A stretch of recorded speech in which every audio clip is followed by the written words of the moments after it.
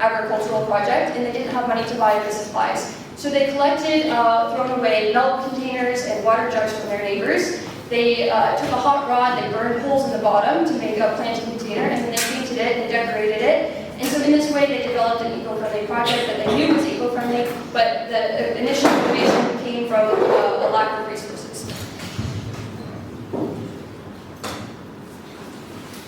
The last type of small business that we were seeing were women who were tapping into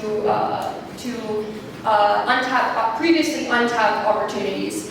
And these were tradeswomen. So these are women that are making headway into the traditionally male-dominated sector, and this basically started out from a practical need. So women were recognizing that they were spending long hours in their houses, alone while their husbands were away working, or sometimes they were away abroad more permanently. And so if something broke in the house, if an appliance broke, then they needed to wait until a male family member could come to the house so that they could be present when a repair person arrived. So because of this, some of these women got frustrated and they started teaching themselves. They taught themselves how to fix refrigerators. They took training courses. Different NGOs have offered training courses for women on plumbing, how to become electricians, etc. They attended these trainings and they started fixing their own problems. And then it developed into a business when their neighbors started asking for their help, and they started offering these services in an informal manner through a home-based business model.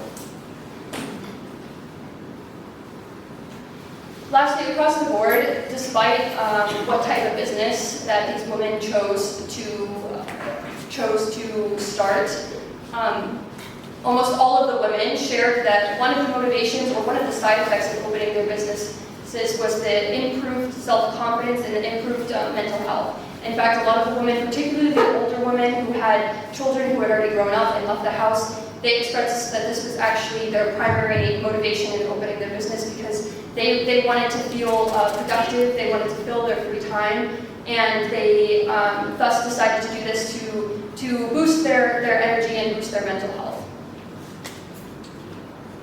And then lastly, of course, just to emphasize it, the women that were younger in age and had kids, of course, home-based businesses are hugely important for women who have small children, and this enables them to still maintain their household responsibilities, their duties with their children, and also contribute to the family financially in a way that they can balance all of their responsibilities.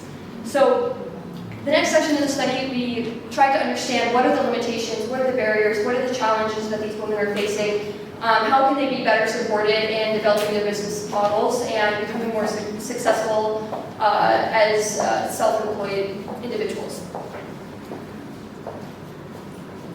So, of course, back to funding, economic challenges. This, across the board, is the #1 challenge. In fact, one study suggested that about 60% of women identify funding as their primary concern and their primary need, and the #1 issue that's stopping them from continuing or developing their business further.